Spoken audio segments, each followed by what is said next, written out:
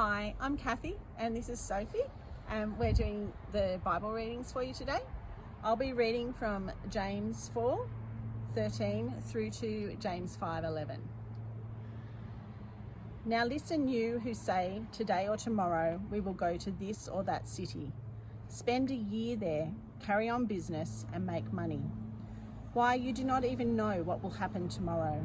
What is your life? You are a mist that appears for a little while and then vanishes.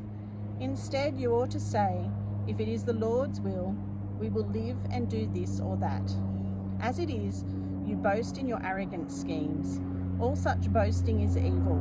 If anyone then knows the good they ought to do and doesn't do it, it is sin for them. Now listen, you rich people, weep and wail because of the misery that is coming on you. Your wealth has rotted, and moths have eaten your clothes. Your gold and silver are corroded. Their corrosion will testify against you and eat your flesh like fire. You have hoarded wealth in the last days. Look, the wages you failed to pay the workers who mowed your fields are crying out against you. The cries of the harvesters have reached the ears of the Lord Almighty. You have lived on earth in luxury and self-indulgence. You have fattened yourselves in the day of slaughter. You have condemned and murdered the innocent one who was not opposing you. Be patient then, brothers and sisters, until the Lord's coming. See how the farmer waits for the land to yield its valuable crop, patiently waiting for the autumn and spring rains. You too, be patient and stand firm, because the Lord's coming is near. Don't grumble against one another, brothers and sisters, or you will be judged. The judge is standing at the door.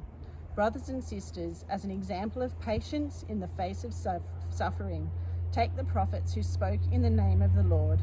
As you know, we count as blessed those who have persevered. You have heard of Job's perseverance and have seen what the Lord finally brought about. The Lord is full of compassion and mercy. We will be reading from Luke chapter 12, verses 13 to 21.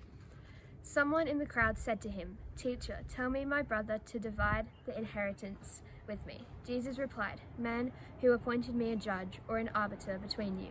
Then he said to them, "Watch out, be on your guard against all kinds of greed. Life does not consist in abundance of possessions." And he told them in parable, "The ground of a certain rich man yielded an abundant harvest.